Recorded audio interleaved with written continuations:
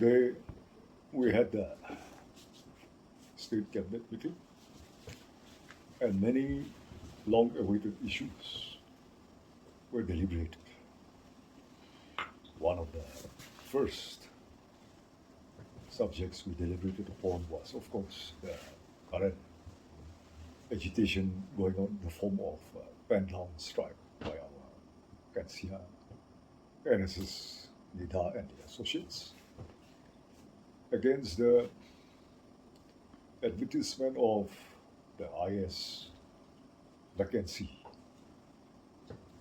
from the state government side, which used to be conferred to government servants, officers, with a breakup of some reservation for the state civil services sector and the other portion for the non-state civil service sector. So here, a controversy has erupted very recently, and you must be keeping track of the reasons that they are putting forward to the government and on the actions that the state government has been resorting to in the exercise to fill the one vacancy which has arisen. I would like to take us back to the precedents which was set already since many decades ago and try to refresh everybody's memory on the way how the vacancies arising in the IAS Induction used to be conferred to our officers.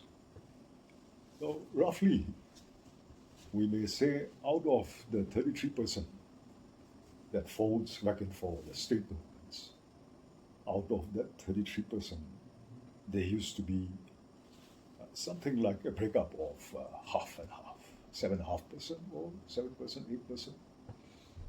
More for the civil service, state civil service cadres, and the remaining for the officers from the other services. So it is in this other services quota, that sector, where the controversy has arisen. From what has been deliberated by the cabinet today, thoroughly, inputs have come in from high officials, and legal opinions have been sought. And the state government have also gone into in-depth study on the nature of appointments made for vacancies falling in this sector. So what the cabinet has discovered or observed today is that this is not a new trend which the present government has introduced. Rather, the state cabinet, the government has adhered to the practices which were set as precedents by the previous governments. And that one vacancy which arises this time, there's a tussle on it that it should be reserved for officers who have been appointed through the NPSC, exclusively for those candidates whose entry point was through the Nagaland Public Service Commission only. Earlier, people were not clear about this, but on further scrutiny, it has been established that there were so many officers in decades past who were conferred the IAS titled and inducted into this cadre, who were not NPSC entries. So the agitating party today are insisting to make the entry point a basis and the sole benchmark for an officer to qualify to be considered for induction to this IAS cadre. But the practice that we have with us over the years is the entry point should not be the basis on which this decision should be taken. Rather, as per the IAS 1954 rules, which is clearly established back in 1954, they have already established certain laws and acts in the subsequent years, like in 1997 also. This is to do with the appointment by selection against the rule vis-a-vis the 1997 Act of IS. And also other rules that governs in the selection of the officers. It clearly states that the entry point is not the basis and should not be. Rather, whichever entry point they might have been inducted into the state services, what matters more and counts is their annual reports, service reports. We call it APRs. And their integrity, their loyalty, their ability, and their commitments and performance should be the criteria upon which they should be considered and qualified. There are other rules which also say that they should have served at least for a minimum period of 8 years in a substantive capacity, which I would say is in a gazetted post. And their records, their integrity should not be questionable. So if the selecting authorities are satisfied that they merit and they qualify to be inducted, then they are taken, they are proposed by the state government, and we have at our own level the state screening committees who sees to all these details whether they fulfill the criteria or not. And it is forwarded to the UPSC again at the center. And they in turn scrutinize and study, make their own observations on the recommendations of the state screening committees. And if there are no discrepancies and the persons fulfill these criteria, then only they are recommended for the induction of this IAS cadre. So this is the procedure that we follow. And here, what actually went wrong was the appointing specifically to the 10th of March 2025's vacancy circular advertisement, where one of the points, perhaps point number 4, states that the officer should be a candidate who has entered through the NPSC, making that a rule, a condition. So here, what the cabinet have observed after thorough deliberation and interactions with officers is, unfortunately, certain procedures fell short of the actual way of bringing it to the cabinet and to the notice of especially the chief minister, who is the minister in charge of PNAR, Personal and Administrative Services. Here, our bureaucracy, I think, fell short of their required procedural duties and responsibilities when the matter was never brought to the table of the chief minister. And so he, in turn, was not made aware. And when it came to the cabinet, it was approved. It was approved for the circular to be advertised. But no sooner after it was circulated, it was found out that that particular number where the requisite qualification should be entry point to the NPSC should not have been a condition.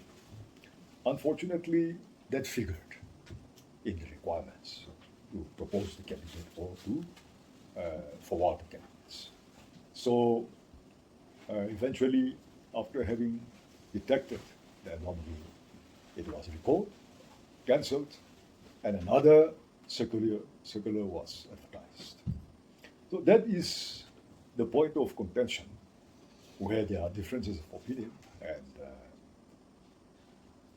I think that led to the agitation which the party is now going for the second or third day. Unfortunately, they also should have brought it to the notice of the government as and when they felt that certain procedural lapses are being practiced over the years.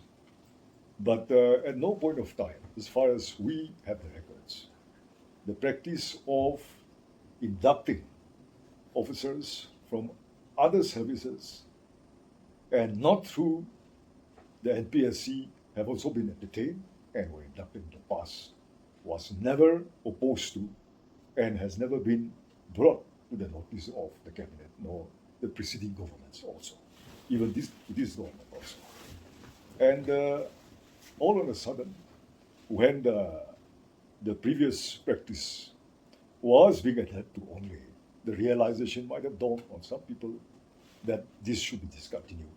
And without proper discussions decide, they have resorted to an agitation, which is not well taken. We function as a family. So if there are any grievances, the government expect any party from anywhere to first try and resolve by pointing out these points and try to resolve it amicably instead of resorting to sudden agitations like this. This has to be seen from the light of a government trying to exercise its discretions also. These are policy matters, and the executive, the bureaucracy alone, cannot make policy decisions.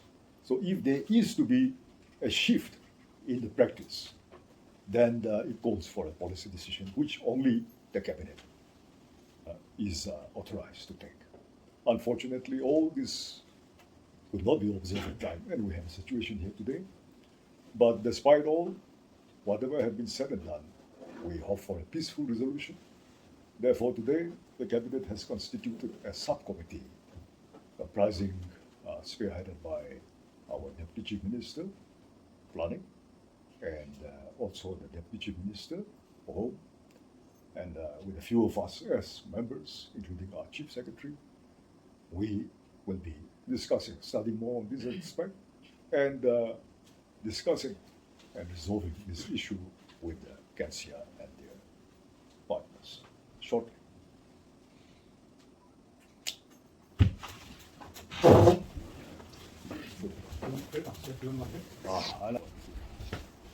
These are two deputy chief ministers, Mr. Patton and Mr. Tiazia, myself, and our Minister Matsubu. I think that's it, with the chief secretary. So is there any time frame for the committee to come up with its report? No, but just before we dispersed, we wish to meet on the 20th of this month.